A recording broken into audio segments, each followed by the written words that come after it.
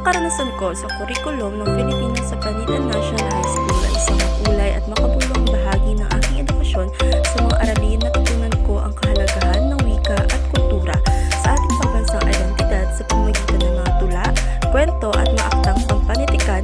Natutunan kong pahalagahan ng ating mga tradisyon at pagpapahalaga sa kasaysayan.